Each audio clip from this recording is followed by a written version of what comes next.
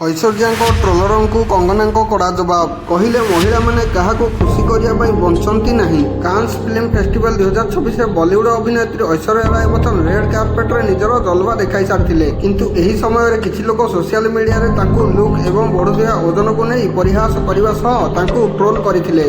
କଙ୍ଗନା ରଣାୱତ ଐଶ୍ୱର୍ଯ୍ୟାଙ୍କ ସମର୍ଥନରେ ବାହାରିଛନ୍ତି ଏବଂ ଟ୍ରୋଲ୍ସକୁ କଡ଼ା ସମାଲୋଚନା କରିଛନ୍ତି। କଙ୍ଗନା ନିଜ ଇନଷ୍ଟାଗ୍ରାମ ଷ୍ଟୋରିରେ ଐଶ୍ୱର୍ଯ୍ୟାଙ୍କ ଏକ ନୀଳ ରଙ୍ଗର ଗାଉନ ପିନ୍ଧିଥିବା ଫଟୋ ପୋଷ୍ଟ କରି ଲେଖିଛନ୍ତି ଯେ ଫ୍ୟାସନ ଏବଂ ଷ୍ଟାଇଲ ହେଉଛି ଜଣେ ବ୍ୟକ୍ତିର ନିଜସ୍ୱ ଅଭିବ୍ୟକ୍ତି। ପ୍ରତ୍ୟେକ ବ୍ୟକ୍ତି ନିଜ ଢଙ୍ଗରେ ଜୀବନକୁ ଦେଖନ୍ତି ଏବଂ ବୁଝନ୍ତି। କୌଣସି ମହିଳା କାହାକୁ ଖୁସି କରିବା ପାଇଁ ବଞ୍ଚନ୍ତି ନାହିଁ। ଐଶ୍ୱର୍ଯ୍ୟାଙ୍କ ପ୍ରଶଂସା କରି କଙ୍ଗନା ଆହୁରି ଲେଖିଛନ୍ତି, ଐଶ୍ୱର୍ଯ୍ୟା ଅତି ସୁନ୍ଦର ଦେଖାଯାଉଛନ୍ତି। ଯଦି କିଛି ଲୋକ ତାଙ୍କୁ ଅନ୍ୟ କୌଣସି ରୂପରେ ଦେଖିବାକୁ ଚାହୁଁଛନ୍ତି ତେବେ ସେମାନେ ପ୍ରଥମେ ନିଜକୁ ଦେଖିବା ଉଚିତ।